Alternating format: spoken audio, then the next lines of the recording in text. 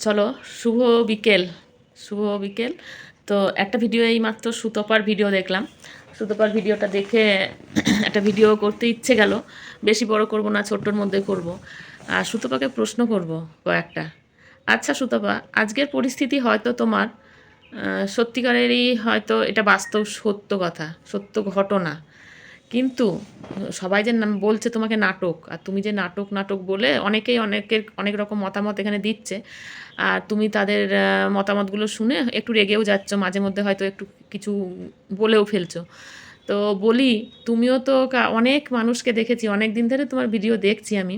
তুমি অনেকের ভিডিও দেখেছো, বিশেষ করে যখন MSL এর ওই এর ভিডিও, কণিকার ভিডিও দেখেছি। কণিকাকে নিয়ে যে জঘন্যভাবে বলেছো, সেই দিনগুলো কি তোমার মনে আছে না ভুলে গেছো?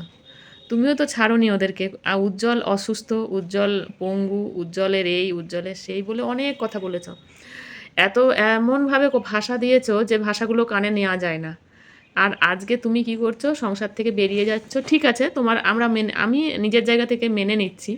এরকমটা হতে পারে, সবার সঙ্গে সবসময় বনিবনা হয় না। তোমাকে হয়তো একটা ভাষা তুমি ছি বলে যেটা বলেছো, সেই ভাষাটা হয়তো তুমি ওর কাছ থেকে আশা করনি, বা ওইখান থেকে তুমি ওই ভাষাটা সহ্য করতে পারোনি বা মেনে নিতে পারোনি। এরকম অনেক ভাষাই হয়েছে। একটা ওই ছি কথাটার পরিপ্রেক্ষিতে তুমি নিশ্চয়ই বেরিয়ে যাচ্ছ না। তোমার বেরোনোর নিশ্চয়ই কোনো কারণ আছে। আর একটা মেয়ে তখনই বেরিয়ে যায় তার যখন প্রচুর পরিমাণে আঘাত লাগে, তখনই সে বাইরে বেরিয়ে যেতে বাধ্য হয়। তো আজকে তুমি বেরিয়ে যাচ্ছ, আজকে তো সবাই কথা বলবে, এটা তো শুনতেই হবে তোমাকে। আর এই কথাগুলো যদি তুমি ভাবো যে তোমাকে অন্যায় করে বলছে, তাহলে কিন্তু তোমার সেখানে ভাবনাটা ভুল। আজকে তোমার ভিডিও দেখলাম, তুমি এলে সকালবেলায় উঠে কি করলে না করলে সবটাই বললে। এমনকি বাবার সাথে বেরিয়ে গিয়েছো, সেখানে গিয়ে কি কি কেনাকাটা করলে, দুটো ফ্যান নিলে, খাটের দোকান গিয়েছো। কাঠের খাট কিনতে পারোনি, অনেক টাকা দাম বলেছে। স্টিলের খাট কিনলে তুমি। ঠিক আছে, সবই কিনছো, বালতি কিনছো, বেলচা কিনছো, ঝাঁটা কিনছো, অনেক কিছু, বসার টুল কিনলে, সবটাই দেখলাম বাবার সাথে দাঁড়িয়ে। অনেকে কমেন্ট বক্সে দেখলাম, অনেকেই কমেন্ট করেছে যে হ্যাঁ, মেয়ে যদি বেরিয়ে যায়, আর মেয়ে যদি সেখানে যে জায়গায় থাকে শ্বশুরবাড়িতে মানে সহ্য করতে না পারে বেরিয়ে যায়, সেই সময় যদি বাপের বাড়ির লোক পাশে থাকে, তার মতন ভালো কিছু হয় না। এটা মানতে হবে, একদমই বিশ্বাসযোগ্য। হ্যাঁ, অনেক জায়গাতেই অনেক মেয়েরা অত্যাচারিত হচ্ছে। আর সেই জায়গা থেকে দাঁড়িয়ে যদি মেয়ে বেরিয়ে আসতে চায়, তো বাপের বাড়ির লোকরা তাকে সাথ দেয়।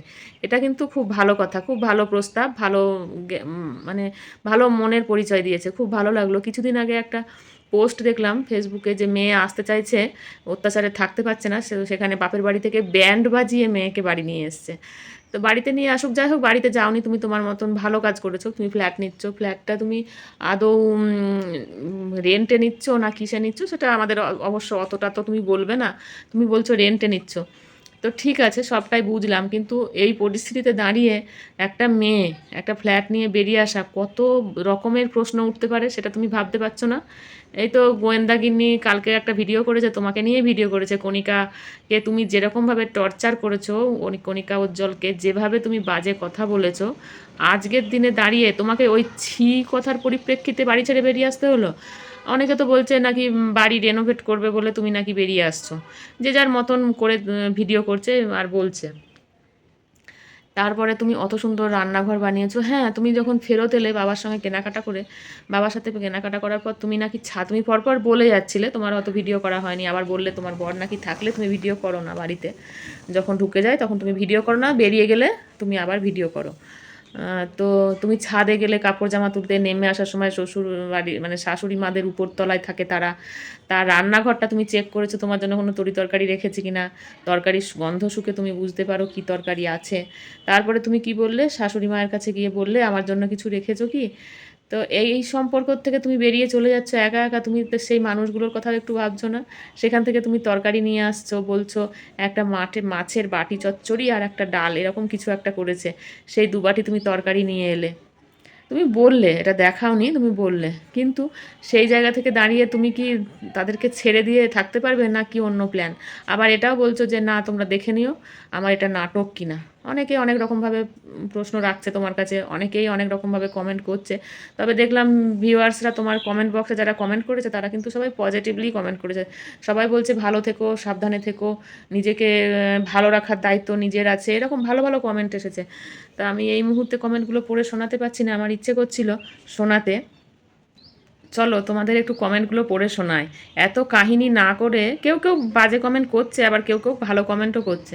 যেমন একজন করেছে, এত কাহিনী না করে বরকে আরেকটা বিয়ে দিয়েই দিলে তো মিটে যেত, সারা জীবন এর জন্য একা থাকার শখও পূরণ হয়ে যেত।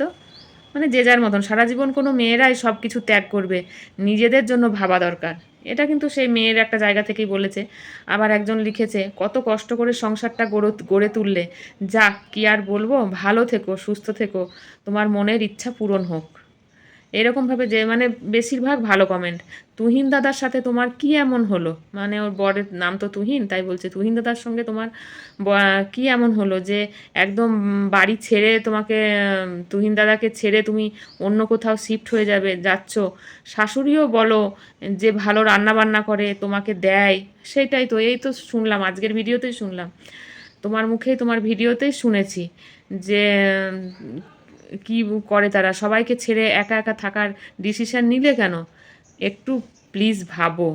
এখনও ভালো কথা বলছে, যারা বলছে তুমি ঘর ইনোভেশন করবে বলে ভাড়া বাড়িতে যাচ্ছ, তাদেরকে বলো যে আমি যদি ভাড়া বাড়িতে যেতেই হয় তাহলে আমি একা যাব কেন? আর হাজব্যান্ডকেই তো মানে সুতোপার যারা ফরে কথা বলে তারা এই কথাগুলো বলছে, তাদের কমেন্ট এগুলো। সুতপা, তোমার মনে হয় তুমি দুটো সিলিং ফ্যান না কিনে একটা স্ট্যান্ড ফ্যান কিনতে পারতে। মানে কত রকম বলছে সবাই, মানে সুবুদ্ধি আর কি, ভালো কিছু মতামত দিচ্ছে তাদের। কারণ তুমি বলেছো যে তুমি নাকি টপ ফ্লোরে থাকবে, আর টপ ফ্লোরে খুব গরম হবে, তোমার এই শেরুর দুজনেরই খুব কষ্ট হবে। তোমাকে দেখে খুব ভালো লাগছে, ভালো থেকো, শেরুকে নিয়ে এই প্রে করি। যেখানেই থাকো, যে পরিস্থিতিতেই থাকো, সবসময় পাশে ছিলাম, আছি, থাকবো। এইভাবে অনেকেই অনেক রকমভাবে বলছে। আর যেখানেই থাকো ভালো থেকো। আবার কাউকে একটা রিপ্লাই দিয়েছে, দেখি তো কী দিয়েছে। না, থাম্বনেল দেখে তারপর এলাম, কমেন্ট সেকশন থেকে মানুষকে বোকা বানানো কত ইজি, বাট সব মানুষই মানুষ নয়।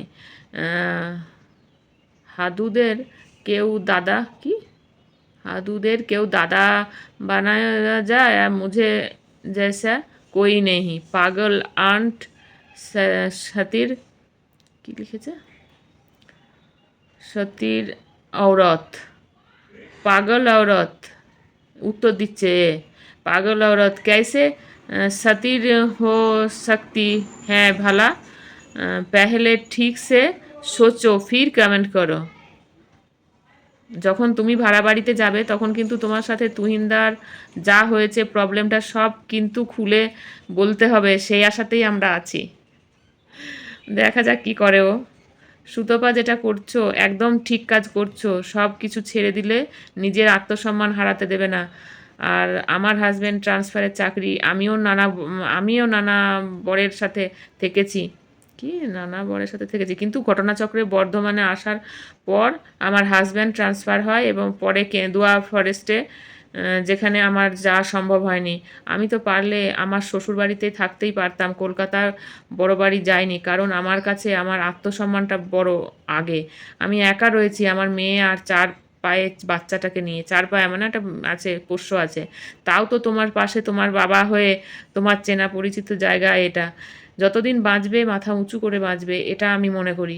যেখানে আমার সম্মান থাকবে না সেখানে আমি ঘুরেও পা দেবো না। হ্যাঁ, আমার বর আমার পাশে সবসময় রয়েছে, আর সেটাই শ্বশুরবাড়িতে আরও রাগ।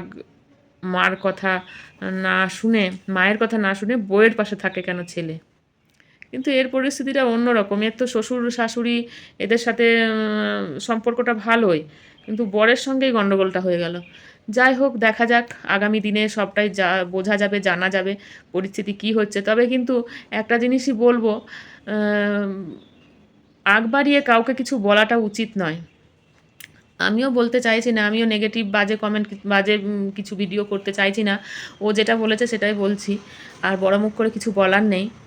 তবে কি, ও যে প্রচুর কন্ট্রোভার্সি করেছে না, লোকে নিয়ে যাচ্ছে তাই করে বলেছে, ঠিক আছে, মুখে ওর কিছু আটকায়নি, লাগাম দেয়নি, ওর মুখের ভাষা চরম থেকে চরমতম জঘন্য করে কন্ট্রোভার্সি করেছে। এখন ও নিজেকে অনেক কন্ট্রোল করেছে, অনেক কেস টেস খেয়ে অনেক কিছু এখন নিজেকে অনেক চেক করে নিয়েছে, কিন্তু ওইভাবেও কন্ট্রোভার্সি করাটা আমার মনে হয় না উচিত। আমিও শুরু করেছিলাম, বেশ কয়েকটা ভিডিও করেছিলাম, তাতে দেখলাম ভালোই ভিউজ হচ্ছে, কিন্তু নিজেরই মনটা কোথায় যেন একটু খারাপ হয়ে যাচ্ছিল যে সব সময় লোকের নিন্দে, লোকের চর্চা, এগুলো নিয়েই থাকবো।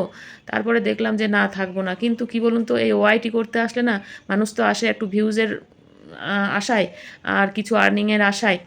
তো সেখানে যদি আর্নিংটাই না হয়, তাহলে শুধু শুধু ভিডিওটা কিসের জন্য দেয়া? তো সুতপা একটা সময় সবাইকে, কাউকে এতটুকু ছেড়ে কথা বলেনি। এমনকি মন্দিরার সঙ্গে আজকে সম্পর্কটা ভালো হয়েছে ঠিকই, মারুর সঙ্গে, মন্দিরার সঙ্গে গন্ডগোল হলো, মন্দিরার যা কিছু সব কিছু জানলো, সেগুলো বলে বলে সবার কাছে রিভিল করে করে ভিউজ কামালো। সেটা তো চরম অন্যায় করেছে ও, ও চরম অন্যায় করেছে। মন্দিরা সবটা জেনেছে, জেনে সেইগুলোকে আবার পাবলিকের সামনে সব কিছু ওপেন করে একবারে খোলামেলাভাবে এমনভাবে বলে দিয়েছে, ওর ফ্যামিলির লোকদের মধ্যেও সমস্যা তৈরি করে দিয়েছে। আবার সেখানে যখন মন্দিরার সঙ্গে গন্ডগোল হলো, তখন চলে গেল মারিয়ার কাছে, মারিয়ার বাড়িতে থাকা, মারিয়ার সঙ্গে থাকা, মারিয়াকে নিয়ে ঘুরতে যাওয়া, মানে এই রকমভাবে করে গিয়েছে। ও প্রচণ্ড পরিমাণে দল চেঞ্জ করেছে, আর দল চেঞ্জ করার পরেও নানা রকমভাবে ও কী করেছে বলুন তো, যাচ্ছে তাই করে বলেছে। কণিকাকে, উজ্জ্বলকে, মানে যতগুলো ফ্যামিলিকে পেয়েছে তাদের মাথা একবারে 12টা বাজিয়ে দিয়েছে। আজকে কি হচ্ছে, আজকের দিনে যা দাঁড়িয়ে ওরা যদি সবাই মিলে লাগে তো ওর পিছনে, তাহলে ও কোথায় যাবে? ও কোথায় যাবে?